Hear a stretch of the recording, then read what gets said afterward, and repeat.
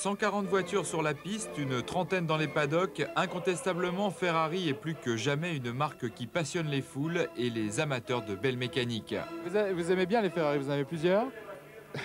Oui, On peut pas le dire, ça. c'est dit de toute façon, hein.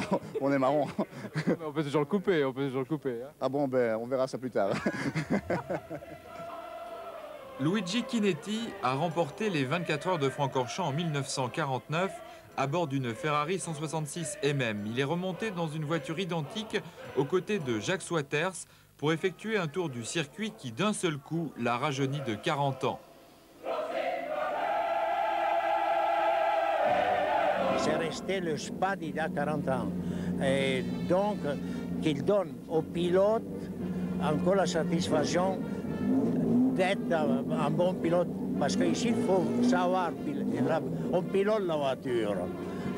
C'est pas la voiture qui l'amène le pilote. Pour moi, c'est un circuit des hommes, comme il disait quelqu'un d'autre. Pas de voiture. Pas de médinettes. Qu'est-ce que vous pensez des Ferrari d'aujourd'hui? Ben, c'est des voitures de sport parfaites, il n'y a pas de question.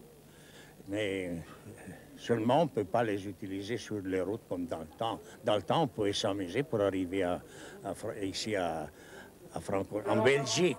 Tandis que maintenant, c'est autoroute partout. Alors.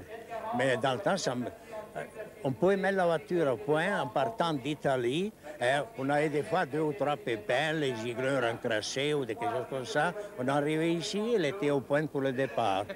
Tandis que maintenant, si on l'expédie des usines, n'importe quelle voiture, on ne sait pas, c'est seulement pendant les essais qu'on découvre. L'intérêt de ces courses de club est qu'elles permettent de mettre face à face des voitures anciennes telles que cette Testarossa de 320 chevaux de 1959, pilotée par Pascal Whitmer, avec des Testarossa d'aujourd'hui, 12 cylindres, 5 litres développant près de 400 chevaux. Résultat, avantage à l'ancêtre, pole position, record du tour et victoire pour cette voiture, remise en état par Philippe Bianchi, le fils de Moreau. Ça se conduit difficilement? C'est assez particulier parce que les pédales sont à hauteur du volant, donc j'ai l'impression de... La position de conduite est très particulière.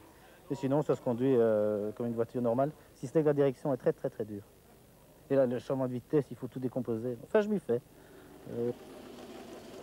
À l'heure actuelle, un seul modèle dans la gamme Ferrari est capable de rivaliser avec ses anciennes voitures de course. Il s'agit de la F40, 478 chevaux, 330 km/h. Pilotée par Eric Van de Poel, elle a réalisé la pole position en 2 minutes 47, une belle performance pour une voiture équipée de pneus et de freins d'origine. Van de Poel s'est imposé devant la 512 BB Le Mans de Ed Swart et la F40 de Michel Neugarten, un amateur éclairé. C'est la première fois que Van de Poel pilotait une Ferrari et pour lui, cela reste une voiture exceptionnelle. De toute façon, je crois que même si de temps en temps ils ont des années difficiles, ils sont quand même, ils parviennent à gagner une course de temps en temps ou être toujours dans les premiers. Donc, et puis, c'est vraiment un mythe. Ces voitures rouges, je crois que tout le monde les connaît.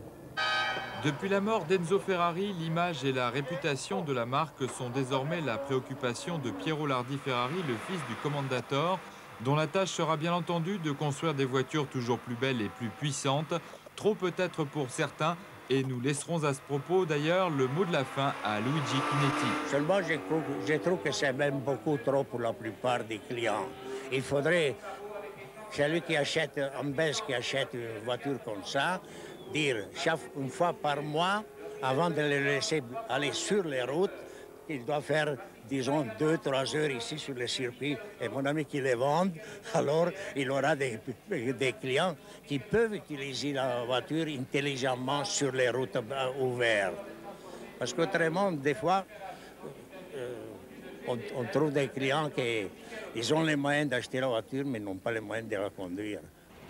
L'inverse est souvent vrai aussi. Certains ont les moyens de la conduire, mais pas de la payer.